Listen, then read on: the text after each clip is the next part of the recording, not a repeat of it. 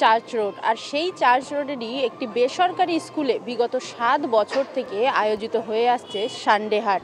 এবং এই মেলবন্ধন গড়ে তুলতেই কিন্তু যে উদ্যোক্তারা রয়েছেন তারা বিগত 7 বছর ধরে এই সানডে হাটের আয়োজন করে আসছেন। এবং এখানে শুধু শিলিগুড়ি নয় বা এই রাজ্য থেকে নয়, আশেপাশের বিভিন্ন রাজ্য থেকে, এমনকি প্রতিবেশী দেশ থেকেও কিন্তু যে পার্টিসিপেন্টরা বা যারা এখানে অংশগ্রহণ করে, বিশেষ করে যারা চাষিরা রয়েছেন গ্রামের, এছাড়াও বিভিন্ন সাংস্কৃতিক অনুষ্ঠানের সাথে যারা জড়িত, তারা কিন্তু এই যে হাট রয়েছে সেখানে অংশগ্রহণ করে। এছাড়াও পাশাপাশি বিভিন্ন মহিলারা যারা হাতে তৈরি জিনিস নিয়ে এখানে উপস্থিত হয়েছেন, যারা স্বনির্ভর হওয়ার পথ দেখছেন, তাদেরকে নিয়েই কিন্তু গড়ে উঠেছে এই সানডে হাট।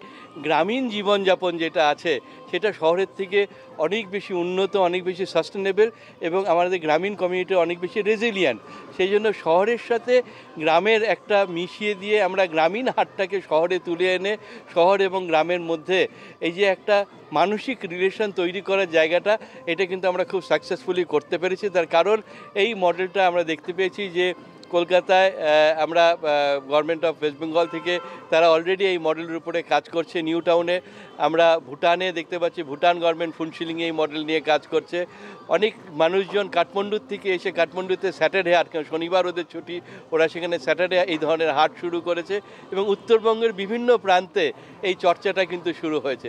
আমাদের এখানে আছে গোপালের জামা থেকে শুরু করে সব কিছু পেয়ে যাবে। আপনার হাতে বানানো গোপালের জামা, জুটের জুয়েলারি, জুটের ব্যাগ, সুতোর গণেশ, এগুলো পেয়ে যাবেন। সঙ্গে স্কিন ব্যাগ পেয়ে যাবেন। এগুলো সব হ্যান্ডমেড। আমার মা বানান, উনি হচ্ছে একজন দৃষ্টি প্রতিবন্ধী, উনি 100% ব্লাইন্ড একজন। খুব ভালো লাগে কাস্টমাররা যখন আমাদের থেকে নেয়, আমাদের খুব ভালো লাগে। একজন দেখতে পায় না, হ্যান্ডিক্যাপ, ওনার থেকে জিনিসগুলো আমরা নিয়ে যাচ্ছে কাস্টমার, খুব ভালো লাগে এটাতে। আমার শহর শিলিগুড়ি থেকে রিনা কুমার, কলকাতা টিভি।